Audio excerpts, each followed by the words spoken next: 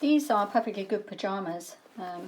They should have a button on them here, but the button is gone. There is a spare button provided there, but there's no point in sewing this button on again because the material is broken and split at the front and the elastic is a little bit weak. So we're going to have to do some repair before we put the button on. These bits of ribbon I sometimes keep. I think these probably came off a chocolate box. It's called pyjamas. It's very strong.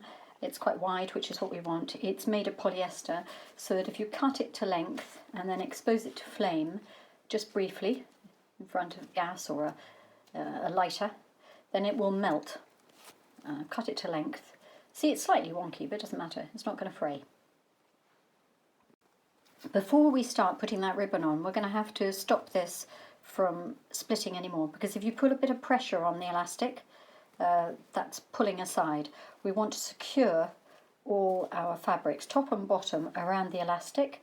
Then we're going to wrap this ribbon over the top of it so it reinforces it, and then put the button on top. I've secured my thread on the back.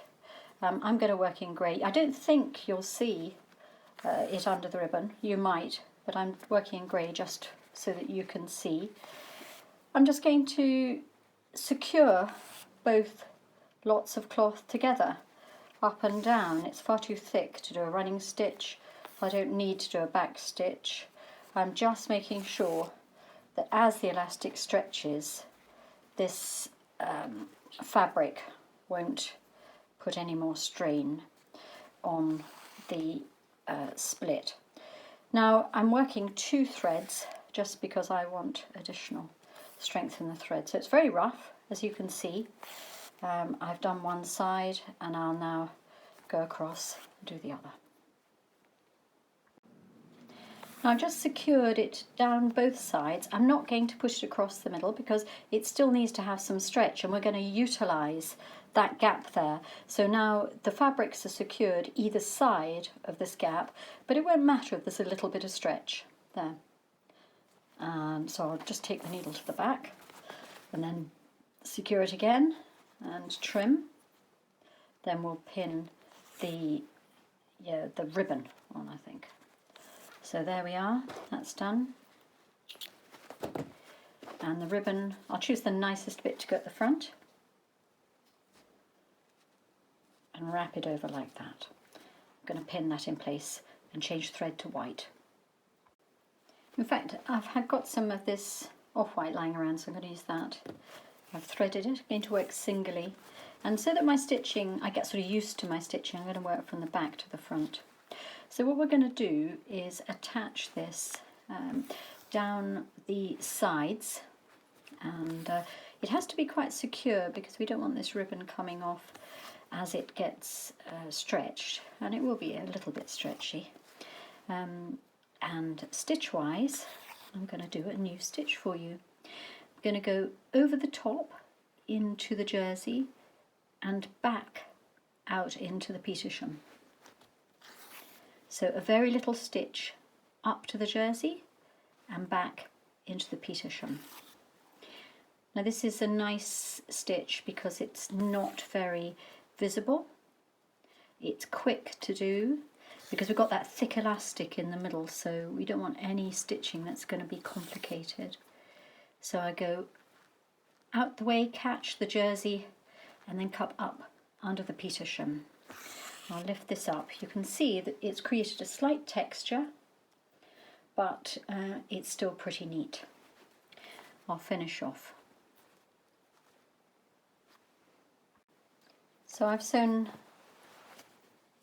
up from the back, down, across the bottom, and up again. Now it's not looking hugely flat, and I like that. I like that texture. I like that sort of hand-sewn look, especially in pyjamas, because it looks a little bit like a Victorian mend, doesn't it? Sort of vintage look on pyjamas that definitely aren't a vintage brand. And I'm really pleased with the way that finishing off these polyester threads with gas works. It's because polyester is basically plastic. But there are times when that works to your advantage. So look, I'm just going down the bottom, bit of a bigger stitch here because it's on the inside, and we can't go too close to the edge because the threads would start to tear away. So I've cobbled that together there and finished that off. And now we're going to get the button back on. I've taken the button off from the spare place. It had navy thread there, but I'm not going to do that. I'm going to use cream, partly because it's on cream and partly because I've already got cream threaded. So the previous button was about here, but the split was here, so we're going to move the button across. It won't make much difference. I'm going to start by using the thread double, putting my secure stitch on the top. We don't need, it's quite thick material, we'll take it out the back for safety. So here we go. Put my needle through one hole in the button. Button needs to be more or less central of that ribbon. And put my needle back down. Now we're going to go all the way to the back. And come up again. Now it's quite difficult sometimes to get it absolutely in the right place, and you have to seek it out. So I have to find the hole there on the right and then go over to the left. Now I'm angling the needle slightly so that I can go back to more or less the same place on the back. Let's have a look. More or less the same place. Come up again and into the right hand hole, over to the left. Now it's important that buttons aren't ever too tight, so I'm not pulling this really tight. They should have a slight looseness in them so that the fabric can go behind them. Now I'm only going to do one more. Let's see if I can find the hole. Where's the hole? There we are. Up, down.